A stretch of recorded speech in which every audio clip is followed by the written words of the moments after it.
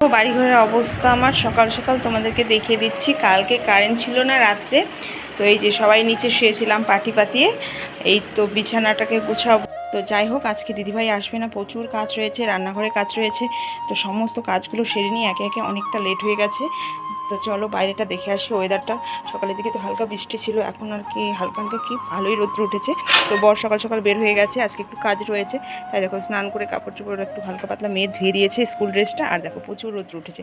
আর চলো আমি তোমাদেরকে একটা দেখিয়ে দিচ্ছি জিনিস। বৃহস্পতিবার আজকে, যাই হোক আমাকে একটু হেল্প করে দিয়ে গেছে, তো মন্দিরটা ধুয়ে গেছে। আর এই যে বাসনগুলো মেজে রাখেনি, যাই হোক আমার জন্য রেখে দিয়েছে। এখানে ফুল বেলপাতা উঠে রেখেছে।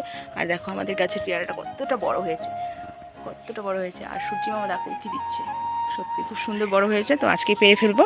তো বন্ধুরা এটাই দেখো, এখানে আমি আটা মেখে রেখেছি, রুটি করব।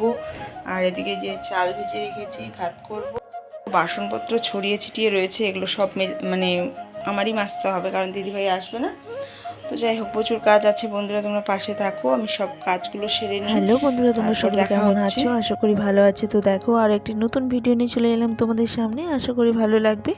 তো এই যে দিদিভাই আসার কথা ছিল, হুট করেই বললো যে আসবে না। তো আগের দিন বললে না ভালো হয়। তো যাই হোক হুট করেই শরীরটা খারাপ হয়েছে, সে কারণে বলে যেতে পারেনি। তো পাশের বাড়িতেই তার বাপের বাড়ি, সে কারণে মাকে খবর দিয়েছে। মা মানে ও ঠাকমা এসে আমাকে বলে গেল যে আজকে নাকি দিদিভাইয়ের শরীর ভালো না, সে কারণে আসবে না। তারপর তো যাই হোক আমি তো এতক্ষণ মেয়েকে স্কুলে পাঠিয়ে দিয়ে চুপচাপ শুয়ে বসেছিলাম। তো ভাবছিলাম যে দিদিভাই এলে চা খেয়ে কাজগুলো শুরু করব। তারপর হুট করে যখন শুনেছি যে আসবে না, তখন তো পুরো মাথায় হাত, কারণ সমস্ত কাজগুলো আমাকে একা হাতে করতে হবে, চাপটাও হয়ে গেল। আর যখন উঠেছি জানা থাকলে সকাল সকালে সমস্ত কিছু করে নিতাম। তো যাই হোক কী আর করার। তারপর দেখো এদিকে তো নিচে শুয়েছিলাম, তারপরে যে বিছানা মেয়ে উঠে গেছে অনেক সকালেই, ওকে স্কুলে পাঠিয়ে দিয়েছিলাম। তো এই যে সমস্ত বিছানাগুলোকে গুছিয়ে নিচ্ছি। তো গুছিয়ে নেওয়ার পরে আবার নিচে শুয়েছিলাম, আবার ও ঘরের বিছানা রয়েছে। তো যাই হোক বড় গেছে বাইরে, কারণ ওর একটু কাজ ছিল, সে কারণে ও কিন্তু জানে না যে দিদিভাই আসেনি, নাহলে একটু হেল্প করে দিত। যাই হোক আজকে আবার বৃহস্পতিবার, সে কারণে আরও বেশি কাজ রয়েছে। বৃহস্পতিবারে জানো প্রচুর কাজ থাকে, ঠাকুর ঘরে তো অনেকটা সময় লাগে, সে কারণে দেখো তাড়াহুড়ো করে কাজগুলো সেরে নিচ্ছি। তারপর এই যে এ ঘরে বিছানাটাকে হালকা পাতলা গুছিয়েছিলাম, কাপড় ছিল অনেকগুলো। তো যাই হোক এই যে গুছিয়ে নিচ্ছি এই বিছানাটাকেও। তারপর খাবার বানাতে হবে। তো আজকে ভাবছি বেশি কিছু করব না, কারণ বর চলে গেছে। তো চালটা ভিজিয়ে রেখেছি, ভাবছি যে সিদ্ধ ভাত করব, আর এদিকে আটাও মেখে রেখেছি। তো মেয়ের স্কুল তো তাড়াতাড়ি ছুটি হয়ে যায়, কারণ ওর এক্সাম চলছে।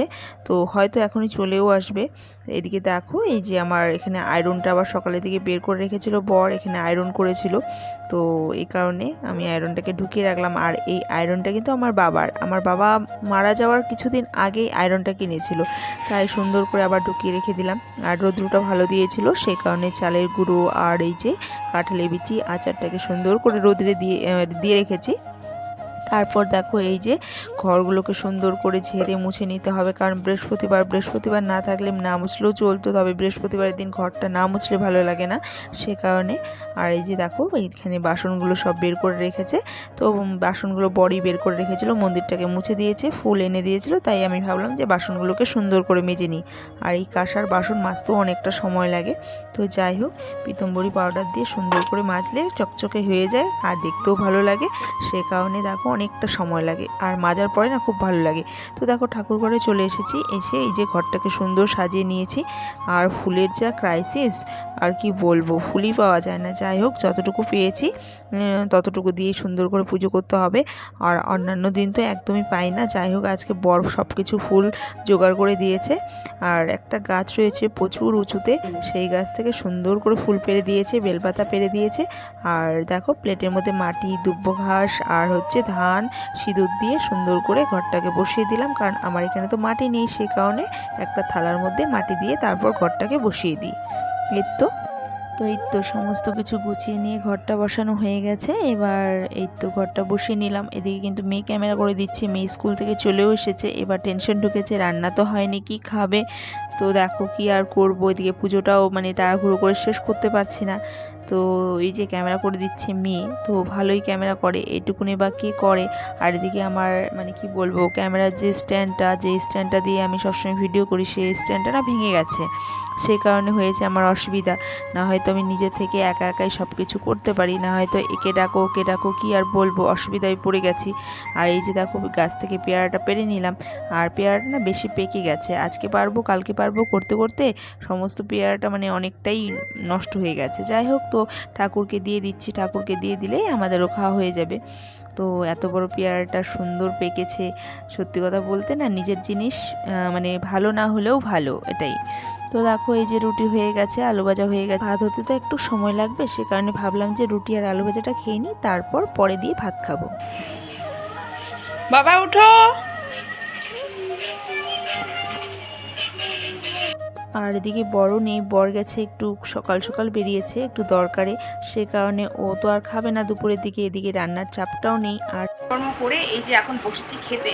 বলো না আজকে দিদিভাই আসেনি, প্রচণ্ড চাপের মধ্যে তাড়াহুড়ো করে কাজ করলাম। বর গেছিলো সকালবেলায় বেরিয়ে, তো ওকে খাবার করে দিয়েছি, তো খাবার খেয়ে চলে গেছে। তারপরে আমি সমস্ত কাজগুলো সেরে নিলাম। এদিকে মেয়েরা যেখানে রুটি আলু ভাজা করে নিয়েছি আর আম কেটে নিয়েছি, তো এদিকে ভাত বসিয়ে দিয়েছি। তো এগুলো এখন আর কি খাই, পরে দেখা যাবে, আবার পরে মেয়েকে একটু রান্না করে দিতে হবে। তো এটাই, বাইরে তো প্রচণ্ড রৌদ্র, থাকা যাচ্ছে না। তো এই যে চালের গুঁড়োটাকে সুন্দর করে নেড়ে দিই, রৌদ্রে দিয়েছিলাম, গুঁড়ো করে দিয়েছিল শাশুড়ি, ননদ এসেছিলো তখন। তো এই যে এটাকে হচ্ছে বড়া খাওয়ার জন্য গুঁড়ো করে দিয়েছিল, এটাকে রোদ্রে দিয়েছি। আর এখানে আচারটাকেও দিয়ে দিলাম। আর এদিকে দেখো কাঁঠালের বিচিগুলো না বৃষ্টি ছিল এত, সে কারণে নষ্ট হয়ে গেছে, রোদে দেওয়া হয়নি দেখে, মানে রোদ ছিল না কি করে দেবো। তো এখন যাই হোক রোদে উঠেছে, তো এই যে ভালো যে কটা আছে ওগুলোকে সুন্দর করে রোদে দিয়ে রেখেছি। তো এই তো খাওয়া দাওয়া তো হয়ে গেল, রুটি, এবার ভাত খাবো, ভাতও হয়ে গেছে। গরম পড়েছে, এখন তোমরা আসো। দেখো কোথায় আর সময়, দেখো খাওয়া দাওয়া করতে কাজকর্ম সারতে এই যে 4টা বেজে গেছে, মেয়েকে নিয়ে বেরিয়ে পড়েছি স্টেশনে। তো এদিকে টিউশন যেতে যেতে দেখলাম যে গোলার দোকান, মেয়েকে বললাম গোলা খাবি, বলে কি তুমি আমাকে খাওয়াবে না, ও আগের থেকেই জানে যে ওকে দিব না। তো এই যে আমার মেয়ের বন্ধুর মারা বসে রয়েছে, ওদের বাচ্চাদের দিয়ে এসেছে টিউশনে। তো যাই হোক আমিও মেয়েকে দিয়ে এসে এখানে বসে থাকবো, 2 ঘন্টার মতন আড্ডা মারবো, গল্প করব, খুব ভালো লাগে, মনটা খুলে গল্প করা যায়, হাসি ঠাট্টা অনেক কিছু গল্প হয়।